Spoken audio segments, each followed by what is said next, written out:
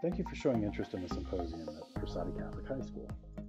As some of you may already know, this year's symposium will be on T.S. Eliot's Murder in the Cathedral, a play about the life and martyrdom of St. Thomas Becket.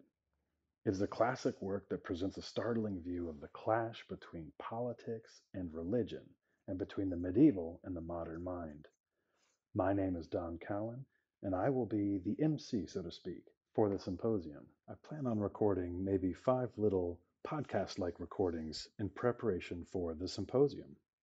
They are designed to help you along in thought as you read Murder in the Cathedral. Okay, let's jump into it, and let's start at the very beginning.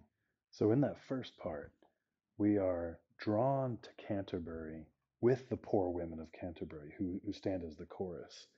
And they explain to us how they're compelled to witness. They're forced to bear witness. And in that phrase, they're forced to bear witness, you almost hear echoes of the Ten Commandments in that. Thou shalt not bear false witness. And here they're required to bear witness. They're forced to bear witness. That word witness is so important.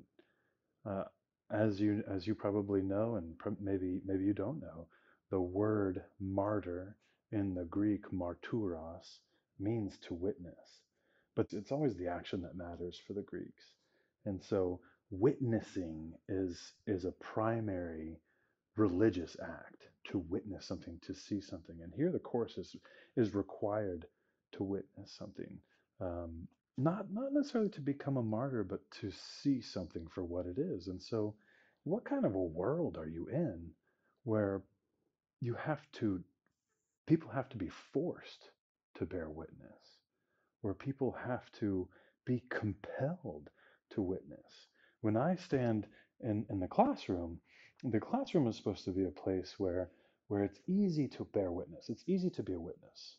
The teacher's there, they're explaining something, and the student can just sit back and witness to it. Now, of course, you go to a high school student and they will claim, I am forced to bear witness. But over and over again, really the high school classroom, the high school world is a great analog for a number of real life issues, real life problems. And it really is a perfect place for them to get a practice run, several practice runs into the real world.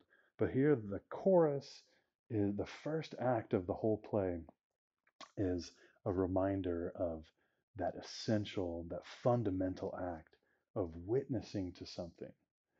And so, as the chorus does it, we're asked to do it as well. We're asked to listen. We're asked to be true witnesses. That's the basic religious act, is to witness. Go to the Mass. What are we to do at the Mass? We're to witness. We're to be witnesses to the sacrifice. And so our great virtue as humans is to be a witness.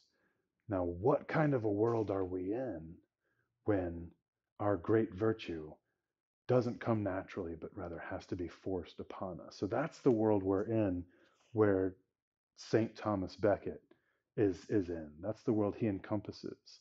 That's the world he's in conflict with. A world where no one can bear witness naturally. So that's it for today's podcast. Hopefully that gives you a little something to think about and to ruminate on while you read Murder in the Cathedral. And I plan on doing maybe 4, maybe 5 more of these recordings, almost like podcasts, but not quite. But maybe 4 or 5 more of these recordings over the next 2 weeks before we meet at the symposium. Thank you so much.